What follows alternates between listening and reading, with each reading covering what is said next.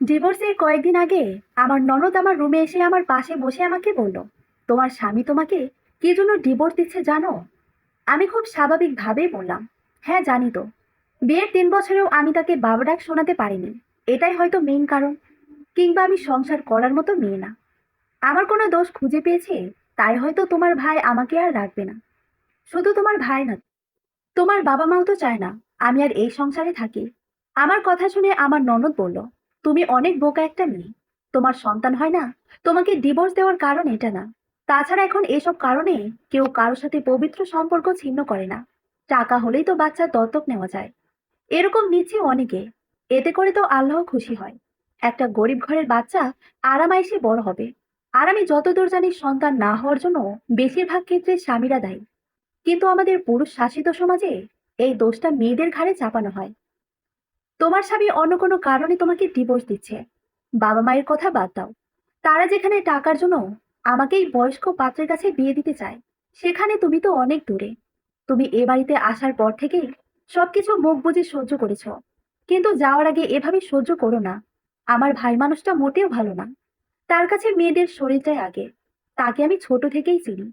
তার জন্য আমি আমার কোনো বান্ধবীকেও বাসায় আনার সাহস পেতাম না। তোমার স্বামী হয়তো অন্য কোনো মেয়ের প্রতি আসক্ত। হতে পারে সেটা তোমার কোনো আপনজন। তুমি এত সহজে হার মেনে নিলে ওরা তোমাকে এভাবে মিথ্যা অপবাদ দিয়ে তাড়িয়ে দেবে। নাদিয়া কথাগুলো বলে চলে গেল। এই বাড়িতে একটা মানুষই আমাকে কখনো ছোট করে কথা বলে না। আর সবাই আমাকে কাজের মেয়ে ভেবেই একের পর এক একটা কাজের অনুমতি দিয়ে যেত। আমিও বাধ্য হয়ে সবার মন রক্ষা করার জন্য কাজগুলো করতাম। আমি চাইতাম সবার প্রিয় পাত্র হতে, সবার ভালোবাসার মানুষ হতে। কিন্তু আমি পারিনি। কিছু কিছু মানুষের যতই কাছে যাওয়ার চেষ্টা করি না কেন, সে মানুষগুলো যদি নিজ থেকে একটু কাছে আসতে না চায়, তাহলে কখনোই তাদের কাছে যাওয়া যায় না। তারা কখনোই চায়নি আমি তাদের কাছে গিয়ে তাদের কাছ থেকে একটু আদর স্নেহ পাই। অথচ আমি তাদেরকে সবসময় নিঃস্বার্থভাবে ভালোবেসে গিয়েছি, বিনিময়ে কিছুই পাইনি। সবশেষে পেলাম ডিভোর্স নামক অসহ্য একটা যন্ত্রণাময় উপহার। বিকেলে বারান্দায় বসে বসে চোখের জল বুক ভাসাচ্ছিলাম। আর ভাবছিলাম, একটা মানুষের জীবনে কত কষ্ট থাকতে পারে। জন্মের 2 বছর পরেই নাকি বাবা আমাকে ছেড়ে চিরতরে চলে যান। তাই বাবা নামক মানুষটার মুখ কখনোই আমি দেখতে পারিনি। তার কিছুদিন পরে মা অন্য একজনকে পুরুষকে বিয়ে করে ঘর সংসার শুরু করেন। অনেক বাবা মায়েরা নাকি নিজের সন্তানের জন্য সংসার, শারীরিক চাহিদা সবকিছুই ত্যাগ করতে পারে। খুঁজলে হয়তো এমন অনেক বাবা মা পাওয়াও যাবে, যারা শুধুমাত্র সন্তানের কথা চিন্তা করে কখনো বিয়ের কথা মাথায় আনেনি। অথচ তারা চাইলে নতুন ভাবে জীবন শুরু করতে পারত, নতুন কাউকে নিয়ে। কিন্তু তারা নিজের যৌবনের সুখ বিসর্জন দিয়েছে সন্তানের সুখের জন্য। কিন্তু আমার মা এতটা ত্যাগী ছিলেন না। তিনি বিয়ে করে সংসারী হয়েছেন। অবশ্যই এটা ভেবে ভালোই লাগে, আমার মা আমার জন্য তার সুন্দর জীবনটা নষ্ট করেনি। কিন্তু আমি ঠিকই বাবা মায়ের আদর থেকে বঞ্চিত হয়েছি। কারণ বিয়ের আগের দিনই আমার মা আমাকে অন্য একজনের কাছে রেখে নিজে বিয়ের পিঁড়িতে বসেছিলেন। 7 বছর বয়সে মা আমাকে হোস্টেলে ভর্তি করেন। তিনি ভেবেছিলেন বিয়ের কিছুদিন পর আমাকে তার কাছে নিয়ে যাবেন। কিন্তু সেটা সম্ভব হয়নি। আমি আমার মায়ের সাথে দেখা করতাম, কথা বলতাম, কিন্তু কখনো মায়ের বুকে মাথা রেখে ঘুমানোর সুযোগটুকু পেতাম না। কারণ আমার মা আমাকে তার নতুন স্বামীর বাড়িতে নিয়ে যাক, এটা ও বাড়ির কেউই চাইতো না। আমি যখন আমার মায়ের কোল ভরে ফুটফুটে একটা কন্যা সন্তান আসলো, তখন আমার মায়ের আদরটা যেন আমার জন্য কমে গেল। আমার বোন আমার থেকে 5 বছরের ছোট। সবাই জানতো আমার কথা, জানতো আমার মায়ের একটা মেয়ে আছে। তবুও কেন আমাকে ওই বাড়িতে নেওয়া হয়নি, সেই উত্তরটা আমার কাছে অজানা। বারান্দা থেকে নিচের দিকে চোখ যেতেই দেখলাম আমার স্বামী আবির একটা মেয়ের সাথে বাসায় ঢুকছে। মেয়েটা দেখতে অসম্ভব সুন্দর। আমি তার সৌন্দর্যের কাছে হয়তো কিছুই না। এই কালো চোখের নীল শাড়ি পরা মেয়েটাই হয়তো আমার স্বামীকে আমার কাছ থেকে কেড়ে নেওয়ার দ্বার প্রান্তে আছে। এই মেয়েটার জন্যই কি তাহলে আবির আমাকে ডিভোর্স দিচ্ছে? আমার ভেতরটা জ্বলে যাচ্ছিল। আমি জানি আবির আমাকে ডিভোর্স দিবে। তবুও তাদের দুজনকে এভাবে একসাথে দেখে ভেতরটাতে প্রচন্ড অসহ্যনীয় এক ব্যথা অনুভব করলাম। আমি বারান্দা থেকে উঠে রুমের দিকে গেলাম। ভেবেছিলাম মেয়েটাকে নিয়ে আবির রুমের দিকে আসবে, কিন্তু এমনটা হলো না। আবির মেয়েটাকে নিয়ে তার বাবা মায়ের রুমের দিকে গেল। আমার খারাপ লাগার মাত্রাটা আরো বেড়ে গেল। বিছানায় শুয়ে কাঁদতে লাগলাম। ঠিক এমন সময় দরজার ওপাশ থেকে আমার শাশুড়ির কণ্ঠ শুনতে পেলাম। সে স্পষ্ট গলায় বলল, বাসায় মেহমান আসছে, ওদের জন্য খাবারের ব্যবস্থা করো। তার আগে চা বিস্কুট কিছু দিয়ে এসো ওদের। কথাগুলো বলে এক সেকেন্ডও দেরি করলো না। ঠিক মতো কাদার জন্য মনে হয় ভাগ্য লাগে, যেটা আমার নেই। মানুষ সবকিছু এত সহজে কিভাবে নেয়, আমি কেন পারি না? কয়দিন পরে আমাকে এই বাড়ি থেকে চলে যেতে হবে। আমিও মেনে নিয়েছি। তাছাড়া তো কোনো উপায়ও তো নেই। কারণ আমার অভিযোগ দেওয়ার মতো কোনো মানুষ নেই। কেউ নেই যে আমাকে একটু সাহায্য করতে পারে। অথচ আমার শাশুড়ি আমাকে এভাবে আদেশ দিয়ে গেল। মনে হলো আমি এখনো এই বাড়ির বউ, ভবিষ্যতেও থাকবো। তাই কাজগুলো আমাকেই করতে হবে। আমি চা বিস্কুট নিয়ে যখন আবির আর মেয়েটার সামনে গেলাম, তখন নিজের প্রতি অনেক ঘৃণা হলো। নিজের স্বামীকে অন্য একটা মেয়ের কাছে স্ব ইচ্ছায় তুলে দিতে হচ্ছে বাধ্য হয়ে। এক পর্যায়ে আবির আমাকে রুম থেকে চলে আসতে বলল। আমি আর দেরি না করে চলে আসলাম। কারো রুমটাতে আমারও দম বন্ধ হয়ে আসছিল। তাই মনে মনে আবিরকে ধন্যবাদ জানাই চলে আসতে বলার কারণে। যদিও সে অপমান করার জন্য এমনটা বলেছে, তবুও সে ভালো করেছে। ৮টার সময় আবির মেয়েটাকে নিয়ে বেরিয়ে গেল। আমি ব্যালকনিতে দাঁড়িয়ে তাদের চলে যাওয়াটা দেখতে থাকলাম। বুঝতে বাকি রইল না তারা দুজন হোটেলে রাত কাটাতে যাচ্ছে। আমি মনের ভিতরে এক আকাশ কষ্ট নিয়ে ঘুমিয়ে গেলাম। কারণ আজ আমার কাছে সবকিছু স্পষ্ট হয়ে গিয়েছে। এক সময় মনে হতো আর কেউ ভালো না বাসলেও আমার স্বামী আমাকে ভালোবাসে। কিন্তু আজ তো সবকিছু নিজে চোখেই দেখলাম। মধ্যরাতে কারো গালের শব্দে ঘুম ভেঙে যায়।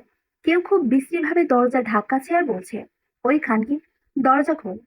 দরজা লাগিয়ে কি করস? তোর প্রেমিকের সাথে মজা করস নাকি মাগি?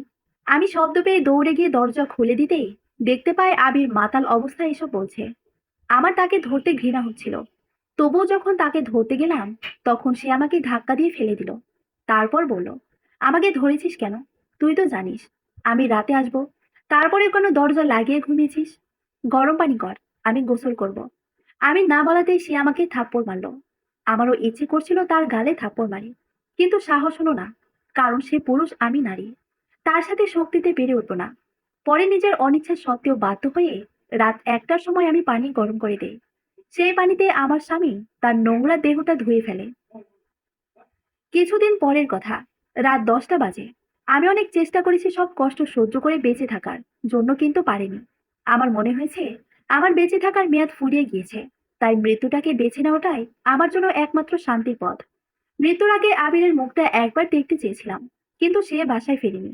খুব কম সময়ের জন্য হলেও এই একজন মানুষই আমাকে ভালোবেসেছিল। তাই খারাপ হলেও শেষবারের মতো তাকে দেখার খুব ইচ্ছে ছিল, কিন্তু সেটা হলো না। সে হয়তো ওই মেয়েটার সাথে মজা মাস্তিতে ব্যস্ত, তাই এখনো বাসায় আসেনি। আমি বাড়ি থেকে বের হয়ে রেল লাইনের পাশে গিয়ে দাঁড়িয়ে আছি। অপেক্ষায় আছি কখন ট্রেন আসবে। ট্রেন আসা মাত্রই নিজের মাথাটা এগিয়ে দেব চলন্ত ট্রেনের দিকে। নিমিষেই মুহূর্তের মধ্যে এই সুন্দর পৃথিবী থেকে একটা জলজান্ত আত্মার সমাপ্তি হবে। অনেকক্ষণ দাঁড়িয়ে থাকার পর হঠাৎ করে দেখতে পেলাম দুজন মেয়ে আর একটা ছেলে বস্তায় করে কি যেন একটা রেল লাইনে ফিরে যাচ্ছে। কিছুটা এগিয়ে গিয়ে বুঝতে পারলাম তার একজন মানুষকে হাত পা বেঁধে রেল লাইনে ফিরে যাচ্ছে। আমার ভেতরটা শুকিয়ে গেল যখন দেখলাম এই তিনজন মানুষকে আমি চিনি। একজন আমার স্বামী আবির, অন্যজন সেই নীল শাড়ি পরা মেয়েটা, আর যাকে দেখে আমার আত্মাটার প্রতিনিয়ত কাঁপছিল, ভেতরটা ফুলে ফেপে উঠছিল, সে হলো আমার বোন তানিয়া। আমার মায়ের পেটের বোন হলেও সে আমার সৎ বোন। আমি তাদেরকে দেখে কিছুটা আড়ালে চলে গেলাম, যাতে করে তারা আমাকে দেখতে না পায়। ওরা তিনজন যখন মানুষটাকে রেল লাইনের ওপর শুয়ে রাখছিল, তখন আমার ভেতরটা কাঁপছিল। তাদের মধ্যে থেকে কেউ একজন বলল, ট্রেন আসার পর সবাই যাব। কণ্ঠ শুনে বুঝলাম এটা নাদিয়া। কথাবার্তা শুনে যা মনে হলো, এই মৃত্যুমুখী মানুষটার সাথে নাদিয়ার হয়তো কোনো কারণে শত্রুতা ছিল, তাই সে এমনটা করছে। তবে তার সাথে আবির আর ওই মেয়েটা কেন সঙ্গ দিচ্ছে আমার জানা নেই। এই মুহূর্তে জানার ইচ্ছেও হচ্ছে না। নাদিয়া থাকতে চাইলেও কিছুক্ষণ পর সবাই চলে গেল। ওরা চলে যাওয়ার পরপরই আমি দৌড়ে গেলাম মানুষটার কাছে। গিয়ে দেখলাম একটা ২৫-২৬ বয়সের ছেলেকে হাত পা বেঁধে রেখে ফেলে রাখা হয়েছে। অন্ধকার রাত হলেও মাঝে মাঝে কিসের যেন আলো এসে পড়ছে রেল লাইনের ওপর। ক্ষণিকের আলোর সাহায্যে ছেলেটাকে দেখতে পাচ্ছি। দেখে বোঝা যায় ভালো ঘরে ছেলে। ছেলেটার সারা শরীর রক্তে রঞ্জিত। গায়ে দেওয়া টি শার্টটা রক্তে লাল হয়ে গিয়েছে। বোঝাই যাচ্ছে অনেকটা অত্যাচার সহ্য করতে হয়েছে তাকে। তাকে দেখে মনে হচ্ছে সে খুব বেশি সময় বাঁচতে পারবে না, যদি না তাকে তাড়াতাড়ি ভালো কোনো ট্রিটমেন্ট না দেওয়া হয়। কখনো ভাবিনি নিজের জীবনের সমাপ্তি ঘটাতে এসে এমন একটা অবস্থায় আমাকে পড়তে হবে। আমার কাছে মনে হচ্ছে আমার জীবনের হয়তো কোনো মূল্য নেই। আমি বেঁচে থাকতেও কেউ একটু ভালোবাসেনি, মরে গেলেও আমার জন্য কেউ কাঁদবে না। কিন্তু এই মানুষটা হয়তো তেমন না। তার জীবনের দাম আছে। আমি নিজের মৃত্যুর কথা বাদ দিয়ে তাকে নিয়ে ভাবতে লাগলাম। কারণ অন্য একজন মানুষকে মৃত্যুর মুখে ঠেলে দিয়ে নিজেকে কখনো মৃত্যুর দিকে নিয়ে যাওয়া যায় না। আমার জায়গায় অন্য কেউ থাকলে কি করতো জানি না, তবে আমার এই মানুষটাকে বাঁচাতে হবে। আমার ভিতরে যে রহস্যের জোয়ার বয়ে যাচ্ছে সেটা আমাকে জানতে হবে। জানতে হবে এর সাথে আবিরের কি সম্পর্ক, নাদিয়ার কি হয় ছেলেটা। এরকম আরো অনেক অজানা প্রশ্ন মস্তিষ্কের নিউরনে ঘুরপাক খাচ্ছে, যেগুলো আমাকে জানতে হবে। আমি ছেলেটার খুব কাছে গিয়ে যখন দেখলাম, তখন বুঝতে পারলাম ছেলেটা বেঁচে থাকার আশায় শ্বাস নিচ্ছে। ওরা ছেলেটাকে অনেক মেরেছে, তবে এত মারার পরেও কেন তারা তাকে একেবারে না মেরে এভাবে এখানে ফেলে রেখে গিয়েছে, সেটা আমার ভাবনা শক্তির বাইরে। হয়তো এর পেছনেও কোনো কারণ থাকতে পারে। আমার কাছে তেমন কোনো টাকা পয়সাও ছিল না যে তাকে নিয়ে কোনো হাসপাতালের দিকে যাব। তবে এই মুহূর্তে তার জন্য ভালো চিকিৎসা দরকার, না হলে খারাপ কিছু হওয়ার সম্ভাবনাই বেশি। আমি ছেলেটার কাছে গিয়ে তার হাত পায়ের বাঁধন খুলে দিলাম। তখনও ছেলেটা একটা ঘড়ির মধ্যে। সে বুঝতে পারছে আমি তার হাত পায়ের বাঁধন খুলে দিচ্ছি, কিন্তু কোনো কিছু বলতে পারছে না। এতটা খারাপভাবে কেউ কাউকে মারতে পারে আমার জানা ছিল না। আমি তাকে ধরে রেল লাইন থেকে সরে নিচে যাওয়ার কিছু সময় পরে বন্দুকের গুলি বেঁকে একটা ট্রেন আমাদের পাশ কাটিয়ে চলে গেল। অথচ কিছুক্ষণ আগেও আমি জানতাম এই ট্রেনের নিচে আমার জীবনের ইতি ঘটবে, কিন্তু তেমন কিছু হয়নি। হয়তো সৃষ্টিকর্তা চাননি আমার এভাবে মৃত্যু হোক, তাই এখন আমি পৃথিবীর বুকে বেঁচে আছি। অনেক কষ্টে ছেলেটাকে নিয়ে পাশের একটা বাড়িতে গেলাম আমি। রেল লাইনের পাশেই গ্রাম, তাই বাড়ি খুঁজে পেতে কোনো সমস্যা হলো না। কারণ এই মুহূর্তে হাসপাতালে যাওয়া সম্ভব না। এত রাতে কেউ জেগে নেই, কি বলে ডাক দেবো সেটাও বুঝতে পারছিলাম না। সবশেষে যখন বললাম, বাড়িতে কেউ আছেন, আমার একটু সাহায্য দরকার, আমার কথা শুনে 70 বছরের বয়সী একজন মানুষ দরজা খুলে দিল। আমার কাঁধের রক্তাক্ত ছেলেটাকে দেখে তিনি এগিয়ে আসলেন আর বললেন, কি হয়েছে, এত রাতে আপনারা কারা? আপনাদের তো ঠিক চিনলাম না। আমি লোকটাকে সব খুলে বললাম, তবে মনে হলো না সে আমার সব কথা বিশ্বাস করেছে। আমি যখন তাকে বললাম ওর চিকিৎসা করা দরকার, না হলে বাঁচবে না, আপনি সাহায্য না করলে সেটা সম্ভব না। কথাগুলো বলার পরে দেখলাম আরো একজন বয়স্ক মহিলা দরজার সামনে দাঁড়িয়ে আছে। বুঝলাম আমাদের কথা বলার আওয়াজ শুনে সে জায়গা পেয়েছে। আমার সব কথা শোনার পরে তারা আমার সাথে থাকা ছেলেটাকে নিয়ে একটা রুমের মধ্যে নরম বিছানায় শুয়ে দিল। তার কথা শুনে বুঝলাম সে কবিরাজ টাইপের কোনো কিছু হবে। তার কাছে কিছু ওষুধ ছিল, সে সেগুলো দিয়ে ছেলেটাকে সুস্থ করে তোলার চেষ্টা করলো। আমার সারা রাত নির্ঘুম কাটলো। ভোর রাতের দিকে একটু ঘুমানোর সুযোগ পেলাম, কিন্তু সেটাও বেশি সময়ের জন্য না। ঘুমানোর কিছু সময় পরে বয়স্ক লোকটা বললেন, ছেলেটাকে ভালো একজন ডাক্তারের কাছে নিয়ে যেতে হবে। তিনি যে ওষুধগুলো দিয়েছেন সেগুলো তাকে সুস্থ করার জন্য যথেষ্ট ছিল না। আমি তখন ঘুম থেকে উঠে বিছানায় বসলাম। তারপর বললাম, আমি তো এখানকার কোনো কিছু ভালোভাবে চিনি না। আপনি একজন ডাক্তারকে নিয়ে আসুন, টাকা পয়সা যা লাগে আমি দেব। এসব নিয়ে চিন্তা করবেন না, শুধু ছেলেটাকে সুস্থ করে তুলতে হবে। আমার কথা শুনে বয়স্ক মানুষটা কিছু বললেন না, আমার রুম থেকে চলে গেলেন। ঘুমটা হঠাৎ করে ভেঙে যাওয়ার কারণে আর ঘুম আসলো না, তাই একটু বাইরে বের হলাম। ভাবলাম ওই ছেলেটার রুমে গিয়ে তাকে একবার দেখে আসি। বাইরে তাকাতেই দেখতে পেলাম আমি এই মুহূর্তে একটা রাজপ্রাসাদে অবস্থান করছি। এত সুন্দর মনোরম দৃশ্যের বাড়ি এর আগে আমি দেখিনি। যেদিকেই চোখ যায় ভালো লাগায় ভরে যায়। রাতের অন্ধকারে বাড়িটার সৌন্দর্য আর পরিধি বুঝতে পারিনি, কিন্তু দিনের আলোতে ঠিকই বাড়িটির মুহূর্ত বোঝা যাচ্ছে। তবে এত বড় একটা বাড়িতে মাত্র দুজন মানুষ থাকে, তাও আবার বুড়া বুড়ি। এটা যেন আমার কাছে একটা রহস্য মনে হলো। তাদের ছেলেমেয়েরাও তো তাদের সাথে থাকতে পারতো, কিন্তু নেই। কিছু সময় পর দেখলাম একজন সুদর্শন লোক ব্যাগ হাতে বাড়ির ভিতর ঢুকলেন। লোকটার বয়স 30-35 হবে, তবুও খুব সুদর্শন মনে হচ্ছে। এই লোকটা যে একজন ডাক্তার সেটা আমি আগেই বুঝতে পেরেছিলাম। মানুষ দেখে অনেক কিছুই বোঝা যায়, এই লোকটাকে দেখে মোটেও ডাক্তার মনে হয় না, কিন্তু তার হাতে ব্যাগ দেখে বোঝা যায় সে একজন ডাক্তার। অনেকক্ষণ সময় নিয়ে দেখার পর ডাক্তার চলে গেলেন। যাওয়ার আগে লিখে দিয়ে গেলেন এক গাদা ওষুধ। এই ওষুধগুলো খাওয়ালে ছেলেটা আস্তে আস্তে সুস্থ হয়ে উঠবে, তবে সময় লাগবে। আমার গায়ে সোনার কিছু গহনা ছিল, যদিও খুব বেশি না। তবু আমি যখন বয়স্ক লোকটাকে এসব দিতে চাইলাম, তিনি তখন নিলেন না। তার যে টাকা পয়সার কোনো অভাব নেই, সেটা তার রাজপ্রাসাদের মতো বাড়িটা দেখলেই বোঝা যায়। তাই হয়তো আমার এসবে তিনি আগ্রহ দেখালেন না। আমি বাসা থেকে চলে এসেছি প্রায় কয়েকদিন হয়েছে। আমি এতটাই হতবাগী যে আমি মরে গেলেও কারো কোনো কিছু যায় আসে না। তাই হয়তো কেউ একটু খোঁজ নেওয়ার প্রয়োজন মনে করেনি। আবির অন্তত একটাবার ফোন দিতে পারতো, কিন্তু সেটা সে দেয়নি। অথচ ডিভোর্সের পরেও দুজন দুজনের সাথে কত ভালো সম্পর্ক থাকে, এমন নজির কম নেই। কিন্তু আমার সাথে ভালো সম্পর্ক তো দূরের কথা, কেউ চায় না আমি বেঁচে থাকি। সবাই কেন এমন করে আমার সাথে? আমি তো কাউকে কখনো কষ্ট দেইনি, খারাপ ভাবে দেখিনি। তবু আমার কাছের মানুষগুলোই কখনো আমাকে বুঝতে পারলো না। মা ছাড়া আমাকে এই দুনিয়ার একটা মানুষও বোঝেনি।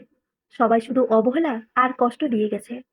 আস্তে আস্তে করে খুব ধীর গতিতে, কচ্ছপের চেয়েও ধীর গতিতে ছেলেটা সুস্থ হতে লাগলো। একদিন আমি তার রুমে তার পাশে বসেছিলাম। সে এখন সবকিছু দেখতে পারে, কথা বলতে পারে। তবে আমাকে দেখে সে একটি কথাও বলেনি। এমন করার কারণও আমার অজানা। তবে আমাকে তার পাশে দেখে যে খুশি হয়েছে, সেটা আমি বুঝতে পারি। সেও হয়তো বুঝতে পেরেছে আমার কারণে সে আজ বেঁচে আছে। ছেলেটার নামটা পর্যন্ত আমি জানি না, অথচ কত কি হয়ে গেল। ছেলেটার প্যান্টের পকেটে একটা ফোন ছিল। ছেলেটা তখন ঘুমিয়েছিল, তাই আমি আগ্রহের বশে ফোনটা হাতে নিয়ে দেখতে লাগলাম। জানতে চেষ্টা করলাম ছেলেটা সম্পর্কে। তবে পাওয়ার মতো তেমন কিছুই পেলাম না। শুধু তার ফোনে আমার বোন নাদিয়ার কিছু নোট দেখলাম। সবচেয়ে অবাক হলাম নাদিয়ার সাথে একটা ছেলেকে দেখে। সে ছেলেটার খুব কাছে গিয়ে অন্তরঙ্গ ভাবে ছবিটা তুলেছে। তাহলে কি এই ফোনটা অন্য কারো নাকি? এই ছেলেটারই? এই ছেলেটার সাথে নাদিয়ার কি সম্পর্ক? আর ছবির ওই ছেলেটাই বা নাদিয়ার কে হয়? এসব অদ্ভুত সব প্রশ্ন আমার মাথায় ঘুরপাক খেতে লাগলো। পিকের ছেলেটাকে আমি মনে হয় চিনি, কোথাও যেন দেখেছি। তবে কোথায় দেখেছি মনে করতে পারলাম না। আমি ফোনটা যথাস্থানে রাখা মাত্রই দেখলাম ছেলেটা আমার দিকে অবাক চোখে তাকিয়ে আছে। বুঝতে পারলাম না সে কত সময় ধরে আমার দিকে এভাবে এক নজরে তাকিয়ে আছে। তাহলে কি সে দেখে ফেলেছে আমি তার ফোন ঘেঁটে দেখেছি? তার চোখের ভাষা দেখে বুঝতে পারলাম সে আমাকে এর আগে কখনো দেখেনি। তাই হয়তো আমার দিকে এভাবে তাকিয়ে আছে। আমি কিছু বললাম না, চুপচাপ তার সামনে দাঁড়িয়ে রইলাম। আমি কিছু না বললেও ছেলেটা কথা বলল। এই প্রথম আমি তার কথা শুনতে পেলাম। এর আগে তার গলার আওয়াজ শুনতে পেলেও কথা শুনতে পারিনি। সবসময় যে মেয়েরা খুব সুন্দর করে কথা বলতে পারে না এমন না। অনেক সময় অনেক ছেলেরা খুব সুন্দর করে মনোমুগ্ধকর কণ্ঠ নিয়ে কথা বলতে পারে। তাই এই ছেলেটাকে দেখলে বোঝা যায়। আমাকে দেখা মাত্রই কিছুক্ষণ আমার দিকে চেয়ে রইল। তারপর বলল, আপনি কে? আর আমি এখানে কিভাবে এলাম? আপনি কি আমাকে কিডন্যাপ করেছেন নাকি? তানিয়া আপনার কে হয়? ওই মেয়েটা খুব ডেঞ্জারাস। আপনি কি ওর হয়ে কাজ করেন? আপনার সাথে আর কে কি আছে? আমাকে তো মেরে ফেলার কথা ছিল, সেটা না করে এখানে কেন ধরে আনা হয়েছে? ছেলেটার মুখ থেকে এমন সব অদ্ভুত প্রশ্ন শুনে কিছুটা আশ্চর্য হলাম। বুঝলাম এসবের পেছনে বড় কোনো কাহিনী আছে, যেটা আমার অজানা। আমি একবার বলতে চাইলাম ওদের তিনজনের কথা, সবাইকে আমি চিনি। এটাও বলতে চাইলাম তানিয়া আমার সৎ বোন। কিন্তু পরে মনে হলো না, এটা এখন বলা ঠিক হবে না। তাহলে হয়তো সত্যি সত্যি ভাববে আমি তাকে কিডন্যাপ করেছি এবং আমার সাথে তানিয়াদের সম্পর্ক আছে। তাই এসব কিছু এড়িয়ে গিয়ে বললাম, ভয় পাওয়ার কোনো কারণ নেই। আমি তানিয়ার কেউ হই না।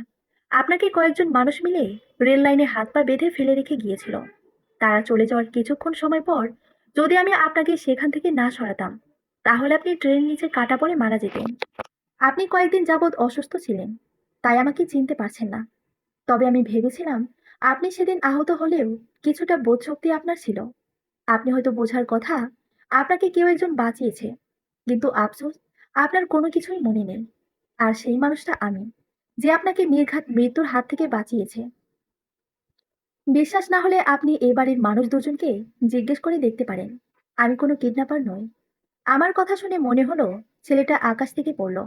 আমি যখন আবার প্রশ্ন করলাম, তানিয়া মেয়েটার সাথে আপনার কি সম্পর্ক? গার্লফ্রেন্ড? তখন ছেলেটা কিছু বলল না। বুঝলাম সে এই বিষয়টা নিয়ে কথা বলতে চাইছে না। আমিও জোর করলাম না। সে দেরিতে হলেও বিশ্বাস করলো আমি তাকে বাঁচিয়েছি এবং তানিয়া নামের মেয়ের সাথে আমার কোনো সংযোগ নেই। আমি যখন চলে আসবো বলে রুম থেকে বের হলাম, তখন সে আমাকে জিজ্ঞেস করলো আমি কে।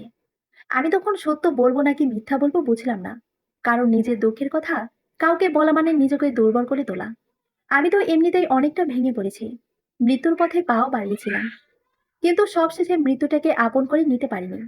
হয়তো সৃষ্টিকর্তা চাননি, তাই এই ছেলেটার ওছিলায় এখন আমাকে বাঁচিয়ে রেখেছেন। আর সবচেয়ে বড় কথা, এমন একটা সুদর্শন ছেলের কাছে নিজেকে কেউ ডিভোর্সি পরিচয় দিতে চায় না, সে যেই হোক না কেন। তবে আমি এমনটা করলাম না। কারণ আমি আর কাউকে নতুন করে বিশ্বাস করতে চাই না। যখন শুনবে মেয়েটা ডিভোর্সি, সে 2 বছর সংসার করে টিকতে পারেনি, তখন পৃথিবীর খুব কম সংখ্যক ছেলে মেয়েটাকে ভালো চোখে দেখবে। তবুও আমি আমার সত্যটাকে লুকাইতে রাখলাম না। যাকে চিনি না জানি না, মাত্র কয়েকদিনের পরিচয়, তাও কিনা তেমন কোনো কথা হয়নি, সেই মানুষটাকে আমি আমার সবকিছু খুলে বললাম। বললাম আমার কষ্টের কথা, আমার সংসার ভাঙার কথা, আমার নরপিশার স্বামীর কথা। আমি আমার সমস্ত অতীত তাকে বললাম, আমার আত্মহত্যার কারণটাও তাকে বললাম। আমি জানি না তাকে কেন এসব বললাম, কিন্তু বলতে ইচ্ছে হয়েছিল, তাই না বলে পারিনি। কেউ একজন তো জানুক আমার খারাপ থাকার কথা, কেউ একজন তো জানুক আমার ভীষণ দুঃখ, তাই আমি বাঁচতে ইচ্ছে করে না। কেউ একজন তো জানুক আমার কেউ নেই, আমি আগেও একা ছিলাম, এখন আছি, হয়তো ভবিষ্যতেও থাকবো। আমার কথা শুনে ছেলেটা অনেক হতাশ হলো। তার মুখ থেকে এমনটাই বুঝলাম আমি। সে আমাকে যখন বলল, আল্লাহ যা করেন ভালোর জন্যই করেন। দেখুন না, আপনি এসেছিলেন নিজের জীবনটাকে শেষ করে দিতে, অথচ সেটা আপনি না করে অন্য একজন মানুষকে নিশ্চিত মৃত্যুর হাত থেকে বাঁচালেন। আপনি আমাকে নতুন জীবন দিয়েছেন, আমিও আর আপনাকে একা ছাড়ছি না। আমি জানি আমার জীবনের প্রতিটা মুহূর্তে বিপদ, তবুও আপনি এখন থেকে আমার সাথেই থাকবেন। আপনি কেন আপনার হাজবেন্ডের জন্য নিজের জীবন দিবেন? আপনি বেঁচে থাকবেন, নিজের জন্য হলেও বেঁচে থাকবেন। আপনি হয়তো জানেন না, পৃথিবীর প্রতিটা মানুষ নিজের জন্য বাঁচে। যারা বোকার সঙ্গে বাস করে, তারাই অন্য কারোর জন্য বাঁচতে চায়, অন্য কারোর জন্য মরতে চায়। নিজের জন্য বেঁচে থাকার মতো সুখ আর পৃথিবীতে দ্বিতীয়টি নেই। আপনাকে যারা চায় না, আপনি তাদেরকে দেখিয়ে দিবেন তাদের ছাড়াও আপনি সুন্দরভাবে বেঁচে থাকতে পারেন। যারা আপনাকে আত্মহত্যার পথ বেছে নিতে বাধ্য করেছে, তাদেরকে এত সহজে আপনি ছেড়ে দিবেন? আমার সামনে দাঁড়িয়ে থাকা মানুষটা আমাকে বেঁচে থাকার অনুপ্রেরণা দিচ্ছে, উৎসাহ দিচ্ছে, অথচ তাকে আমি চিনি না। আর আবির আমার এত আপনজন হয়েও কখনো আমাকে নিয়ে ভাবিনি। আমি যদি বলতাম, তোমাকে ছাড়া আমি বাঁচবো না, তুমি আমার সব, তুমি আমাকে যদি ছেড়ে দাও তাহলে আমি সত্যি সত্যি মরে যাব, তখন আবির হেসে বলতো, এসব বাংলা সিনেমার ডায়লগ কম মারবি আমার সামনে। মরার ইচ্ছে হলে মরবি, আমি তোকে আটকাবো কেন? কেউ মরতে চাইলে তাকে আটকাতে নেই। আরো অনেক কিছু বলতো আবির আমাকে নিয়ে। তার কথা শুনে অন্তত এটা বুঝতে পারতাম, আমার মরে যাওয়া কিংবা বেঁচে থাকাতে তার কিছু যায় আসে না। অথচ এই মানুষটা কত আলাদা। সত্যিই মানুষ বিচিত্র। যুগ যুগ ধরে একসাথে থাকার পরেও কেউ চায় না মানুষটা ভালো থাকুক। আবার 2 দিনের পরিচয়েও কেউ কেউ চায় মানুষটা ভালো থাকুক, সুখে থাকুক। আমি কিছু বললাম না। সে যখন আমার নাম জিজ্ঞেস করলো, তখন আমি চুপ করেছিলাম। দ্বিতীয়বার যখন জিজ্ঞেস করলো আমার নাম কি, তখন আমি আমার নামটা বললাম, আমি ইশরাত। আমার বিপরীতে সে বলল তার নাম হাসান। তারপর কথা শেষ করে রুমে চলে আসলাম। আমি রুমে এসে অনেক কিছু ভাবতে লাগলাম। কয়েকদিন আগেও মনে হয়েছিল আমার বেঁচে থাকার মতো কোনো কিছু অবশিষ্ট নেই, কিন্তু ছেলেটার সাথে দেখা হওয়ার পর, কথা বলার পর মনে হচ্ছে বেঁচে থাকার জন্য কিছু দরকার হয় না, কাউকেই দরকার হয় না। দরকার হয় শুধু নিজের প্রতি বিশ্বাস আর ভালোবাসা। নিজের প্রতি বিশ্বাস আর ভালোবাসা থাকলে কেউ কখনো আত্মহত্যা করতে পারে না। যেসব মানুষের নিজের প্রতি কোনো বিশ্বাস নেই, যারা নিজেকে কখনো ভালোবাসে না, তারাই আত্মহত্যা নামক জঘন্য রাস্তা বেছে নেয়। আমিও নিয়েছিলাম, কিন্তু এখন মনে হচ্ছে আমার সিদ্ধান্ত ভুল ছিল। হাসান নামক অপরিচিত ছেলেটার সাথে কথা বলার আমি জেনেছি আত্মহত্যা কোনো সমাধান নয়। বেঁচে থেকেই সকল সমস্যার সমাধান করতে হবে। পরের দিন যখন আমরা দুজন আশ্রিত বাড়ি থেকে বের হয়ে গেলাম, উদ্দেশ্যহীনভাবে। উদ্দেশ্যহীন বললাম এই কারণেই, আমি জানি না আমার গন্তব্য কোথায় হবে। যাওয়ার সময় বয়স্ক মানুষটার প্রতি কৃতজ্ঞতা স্বীকার করতে ভুল করলাম না, কারণ এমন ভালো মানুষ আজকাল খুব কম পাওয়া যায়। পথে এসে আমি হাসানকে বললাম, আমি আপনাকে সমস্যায় ফেলতে চাই না, আমাকে আমার মতো ছেড়ে দিন। আপনার কথাগুলো মনে রেখে হলেও বাকিটা জীবন নিজের জন্য বেঁচে থাকবো। আপনি সাবধানে থাকবেন, ভালো থাকবেন। কথাগুলো বলে আমি হাসান নামক মানুষটা থেকে আলাদা হয়ে যায়। সে আমার দিকে জাস্ট হয়ে দাঁড়িয়ে থাকে। বুঝতে পারলাম, হয়তো ভাবিনি আমি এমনটা করব। আমাদের দুজনের রাস্তাটা আলাদা হয়ে যাবে, এটাই সত্য। আমি এখন যাব আমার মায়ের বাড়িতে। সেই মায়ের বাড়িতে যে মা শুধুমাত্র নিজের সুখের জন্য আমার জীবনের সুখগুলো ছিনিয়ে নিয়েছে। আমি আমার সৎ বাবার কাছে যাব, যার কারণে আমি আমার জন্মদাত্রী মায়ের আদর স্নেহ মায়া মমতা ভালোবাসা থেকে বঞ্চিত হয়েছি। আমি সেই বোনের কাছে যাব, যে আমার নিজের মায়ের পেটের বোন হওয়ার পরেও কখনো আমাকে একটু আপন ভাবেনি, সবসময় পর ভেবেই এসেছে। সবার কাছে আমি আমার খারাপ থাকার জবাব চাইব। আমি জানি তারা আমাকে মেনে নিবে না, তবু আমি তাদের কাছে যাব, কারণ আমার যাওয়ার কোনো জায়গা নেই। আমিও দেখতে চাই আমাকে জন্ম দেওয়া মা আমাকে কিভাবে তার বাড়িতে না রেখে তাড়িয়ে দেয়। আমি তানিয়াকে প্রশ্ন করব, আবিরের সাথে তার কিসের সম্পর্ক। আমার মাকে আমি বলবো, তুমি তোমার ভালো মেয়েকে কখনো বুকে টেনে নাওনি, অথচ নষ্টা মেয়েকে ঠিকই দিনের পর দিন, মাসের পর মাস, বছরের পর বছর আদর ভালোবাসায় আগলে রেখেছ। আমি চাচ্ছিলাম এই অজানা অপরিচিত ছেলেটা আমাকে পেছন থেকে ডাক দিক, বলুক, আমি আপনাকে কখনো একা ছাড়তে পারি না। আপনি আমার জীবন বাঁচিয়েছেন। আপনি আমার সাথেই থাকবেন। যতদিন না আপনি স্বাভাবিক হন, ততদিন পর্যন্ত আপনি একা কোথাও যেতে পারবেন না। কিন্তু অনেকটা সময় পার হয়ে যাওয়ার পরেও কেউ পেছন থেকে ডাক দিল না। আমি বিশ্বাস করি এই মানুষটার সাথে আবার আমার দেখা হবে। তানিয়ার দ্বারাই হয়তো কাজটা হবে। কারণ তানিয়া এখনো জানে না তারা যাকে মেরে রেল লাইনে ফেলে রেখেছিল সে মানুষটা এখনো বেঁচে আছে। আর এটাই হবে তানিয়াকে দেওয়া আমার সবচেয়ে বড় সারপ্রাইজ। নোট: একদিন মিস্টেক হয়েছিল। নাদিয়া হলো ননদ আর তানিয়া হলো বোন। আমি হাঁটতে হাঁটতে অনেকটা দূরে চলে গেলাম, কিন্তু আমাকে কেউ ডাক দিল না। আমিও পেছন দিকে না তাকিয়ে আরো সামনের দিকে চলতে লাগলাম। অনেকটা সময় পর আমি যখন কারো পায়ের শব্দ শুনে পেছন দিকে তাকালাম, তখন হাসানকে দেখতে পেলাম। আমি কোনো কথা না বলে তার দিকে চেয়ে রইলাম। সেও চুপ, আমিও চুপ। কেউ কোনো কথা বলছি না। এমন সময় মনে হলো কেউ একজন কথা বলা উচিত। এভাবে আর কতক্ষণ চুপ থাকা যায়। আমি যখন বললাম, আপনি আমার পেছন পেছন আসছেন যে, তখন হাসান বলল, আপনি তো আমার কথা শুনলেন না, আমার সাথে গেলেন না। আমার আপনাকে একা ছাড়তে ইচ্ছে করছে না, তাই আপনার পেছন পেছন যাচ্ছি। আপনি যেখানে যাবেন আমিও সেখানে যাব। যদিও আপনি বলেছিলেন আপনার যাওয়ার কোনো জায়গা নেই, তবুও যেখানেই যান না কেন আমি আপনার সাথেই যাব। তার মুখ থেকে এমন কথা শুনে আমি আমার ভাবনার পরিবর্তন করলাম। আমি ঠিক করলাম আমি আমার মায়ের বাসায় যাব না। এমন একজন মানুষকে নিয়ে ওখানে যাওয়া যায় না। তাছাড়া তানিয়াও তো আছে। অনেক বড় একটা সমস্যা হতে পারে সেখানে গেলে। তাই আমি সেখানে যাব না বলে ঠিক করলাম। হাসান নামের কয়েকদিনের পরিচিত মানুষটার সাথেই আমি ঠিকানাবিহীন পাখির মতো উড়ে চললাম। আমাদের দুজনের কাছে তেমন কোনো টাকা পয়সা ছিল না, তাই একটু সমস্যাই হচ্ছিল। পরে হাসান তার বন্ধুর থেকে টাকা আনার পরে আমরা দুপুরে হোটেলে খাওয়া দাওয়া করলাম। তারপর হাসানের সাথে চলতে শুরু করলাম। আমি তাকে একবারও জিজ্ঞেস করলাম না কোথায় যাচ্ছি আমরা। রাতে হাসান আমাকে একটা জনমানবশূন্য বাসায় নিয়ে গেল। বাসায় একটা কাকপক্ষীও নেই। আমার কিছুটা ভয় হতে লাগলো, কারণ সে একজন পুরুষ, আমি একজন নারী। যে কোনো সময় মাইন্ড চেঞ্জ হতে পারে। তবে ভয় পেলেও কিছু করার ছিল না আমার। হাসান রুমে ঢুকে বাতি জ্বালালো। তারপর সে তার ল্যাপটপ অন করলো। সে ইমেল চেক করে কিছু একটা দেখলো। আমি জানতে চাইলাম কি দেখলেন। সে তখনও কিছু বলল না। একসময় সে নিজে থেকেই বলল, এখানে তানিয়া মেয়েটার সমস্ত কুকর্মের প্রমাণ আছে। এটা দিয়ে ওকে আমি আইনি শাস্তি দিতে পারবো, জেল খাটাতে পারবো। আর আমি সেটাই করব। আমি যখন বললাম আরো দুজন তো ছিল, তাদেরকে আপনি চিনেন? তখন সে বলল, না, আমি শুধু তানিয়া আর সোহেলকে চিনি, আর তানিয়ার নতুন বয়ফ্রেন্ড চিনি। সোহেল আর তানিয়া দুজন দুজনকে ভালোবাসতো, কিন্তু তানিয়া সোহেলকে ধোঁকা দিয়েছে, যার কারণে সোহেল তানিয়ার উপর প্রতিশোধ নেবে বলে ঠিক করে। কিন্তু তার আগেই তানিয়া সোহেলকে ফাঁসিয়ে দেয়। তানিয়া সোহেলের দুর্বলতার সুযোগ নিয়ে সোহেলকে খুন করে। খুন করার আগে তানিয়া সোহেলের সাথে ফিজিক্যাল রিলেশনও করে। তারপর তানিয়া সোহেলকে নেশার ঘরে বশ করে নির্মমভাবে হত্যা করে। সোহেল তানিয়ার অজান্তেই সেটা ভিডিও করে। তানিয়া আসার আগেই গোপনে সে একটা ক্যামেরা লাগিয়ে রেখেছিল, যাতে করে পরবর্তীতে সে তানিয়াকে ব্ল্যাকমেল করতে পারে। সে আমাকে এটা বলেছিল।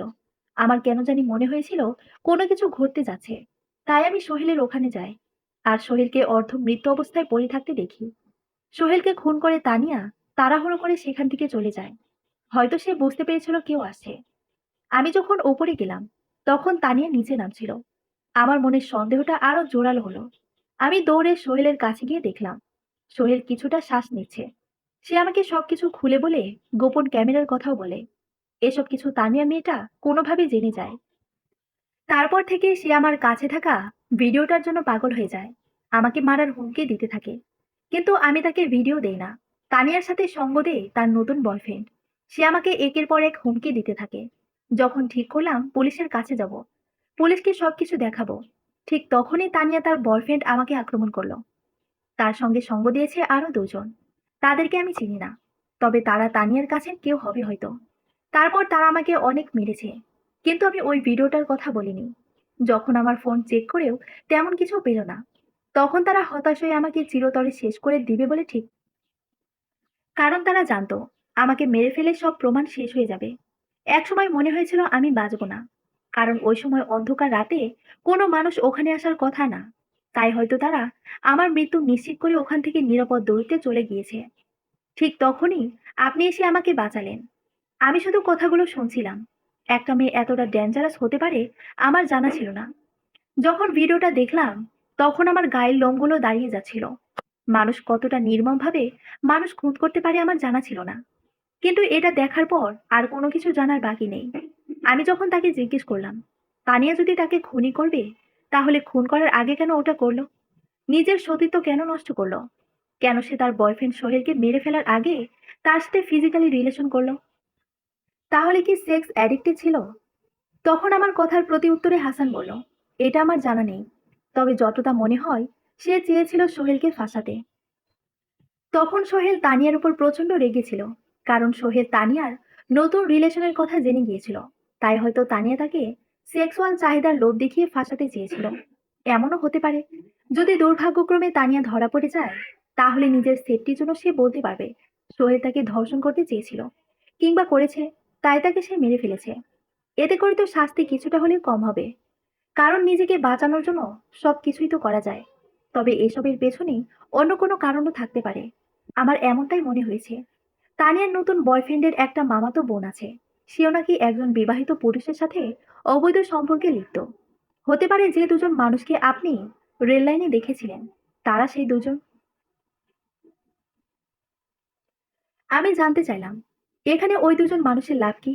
তারা কেন শুধু শুধু তানিয়া আর তানিয়ার বয়ফ্রেন্ডকে সাহায্য করতে যাবে? তখন সে বলল, দুনিয়ার সবকিছুতে লাভ খুঁজে পাওয়া যায় না। হয়তো তাদের লাভটা শুধু তারাই জানে। তবে লাভ তো অবশ্যই আছে। আপনাকে রেল লাইনে ফেলে দেওয়ার জন্য তানিয়ার নতুন বয়ফ্রেন্ড আসলো না কেন? সেও তো আসতে পারতো। সে যে এসেছিল না, আপনি এতটা শিওর কিভাবে হতে পারেন? আমি এটা শোনার জন্য প্রস্তুত ছিলাম না। আমি কিছুক্ষণ বোবা হয়ে দাঁড়িয়ে থেকে বললাম, আসলে তো আমি দেখতাম, কিন্তু আমি তো তাকে দেখিনি। হয়তো আপনার চোখে পড়েনি। আমি আর কথা বাড়ালাম না। আমার স্পষ্ট মনে আছে, সেদিন অন্ধকার রাত হলেই থেকে থেকে কিসের যেন আলো আসছিল। সেই আলোতে আমি তিনজন মানুষকেই দেখেছি, এবং যাদেরকে আমি চিনি। চতুর্থ মানুষটা আমি দেখিনি। তাহলে কি চতুর্থ মানুষটা আমার চোখের আড়ালে ছিল? আমি তাকে জিজ্ঞেস করলাম, তাহলে এখন কি করবেন? তখন সে বলল, প্রমাণগুলো পুলিশের হাতে দিব। আমি চাই আমার বন্ধুর হত্যাকারীর শাস্তি হোক। তবে তার আগে আমি দেখাবো ব্ল্যাকমেইল কাকে বলে, কত প্রকার ও কি কি।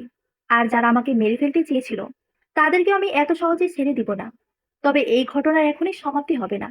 6 মাস পরে হলেও আবার নতুন করে এখান থেকেই শুরু করব। ততদিন আমি বিশ্রামে থাকবো। অনেক রাত।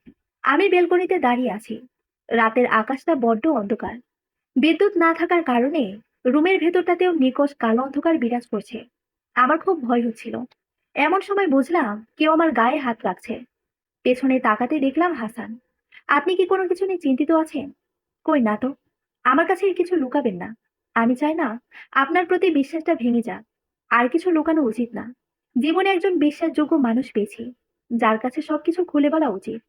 তারপর বলতে শুরু করলাম, আসলে সত্য কথা বলতে, তানিয়ার বয়ফ্রেন্ড আর কেউ নয়, আমার স্বামী আবির সাহেব। কথাটা শুনেই কিছুটা অবাক হলেন হাসান। আরো কিছু জানার আগ্রহে আমার দিকে তাকালেন। আমি হলাম তার হতবাগা স্ত্রী।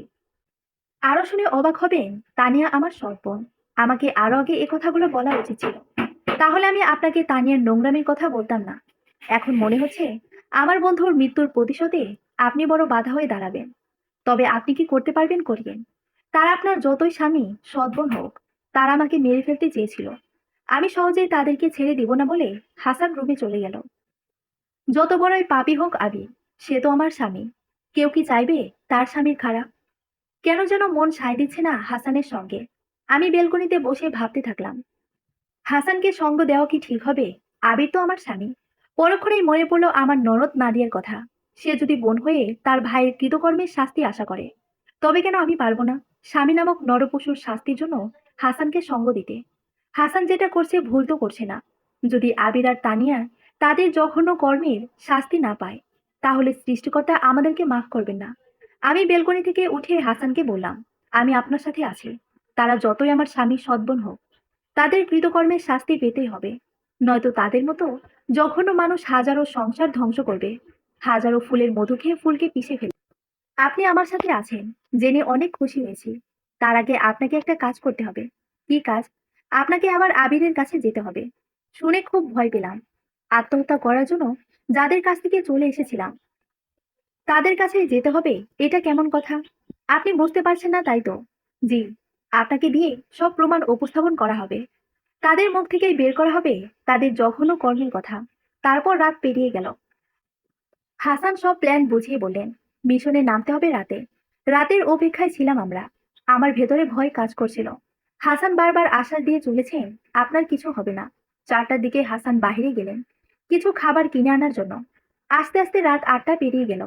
একা একা একদমই ভালো লাগছিল না। খাবার কিনতে এত সময় লাগে? কিছুটা রাগ দেখিয়ে বললাম, অপেক্ষা করছিলেন বুঝি? না মানে ভয় হচ্ছিল। চলেন এবার বের হতে হবে। তখন রাত 9টা। আমরা ছুটছি আমার শ্বশুর বাড়ির উদ্দেশ্যে। 10টার দিকে পৌঁছে গেলাম। এর মাঝে হাসান কাকে যেন ফোন করেছে আমার থেকে দূরে গিয়ে। আমি কিছুই বুঝতে পারলাম না, জানার চেষ্টাও করলাম না। রাতের আধারে পেছনে তাকাতে 3জনের ছায়া মূর্তি দেখতে পেলাম। আমার ভেতরে আরো ভয় কাজ করতেছিল। কে যে হতে চলেছে কে জানি। হাসান বাইরে দাঁড়িয়েছিল আর আমাকে তাদের রুমে যেতে বললেন। আমি দরজা ধাক্কা দিতেই খুলে গেল। আমার চোখের সামনে 2জন মানুষকে স্পষ্ট দেখতে পাচ্ছি। তারা অন্ত সংযম করছে। আমাকে দেখে আবির বলে উঠলেন, তুই এখানে? তোকে না আমি তালাক দিয়েছি। বলতে বলতে 2জনে কাপড় পরে নিলেন। তানিয়া আমার দিকে ভ্রু কুঁচকে তাকালেন। তোর লজ্জা করে না তানিয়া? বোন হয়ে আমার সংসারটা ভেঙে দিলি। তোর সংসার মানে? আবির শুধু আমার। আবিরকে আমার থেকে কেউ আলাদা করতে পারবে না। যে পথের কাটা হয়ে দাঁড়াবে তাকেই শেষ করে দেব। সোহেল আর হাসানের মতো।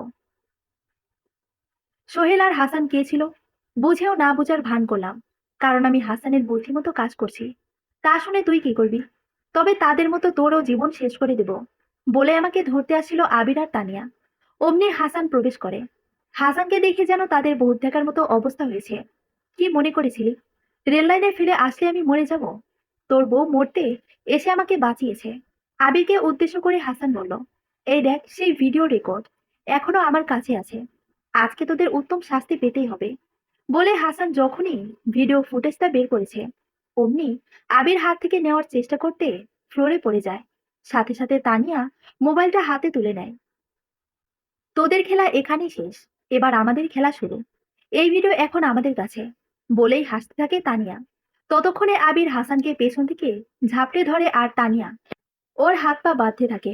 হাসান চেষ্টা করছে ওর কাছ থেকে ছাড়ানোর, কিন্তু আবিরের বিশাল দেহের মাঝে যেন হাসান এক নির্বোধ শিশু।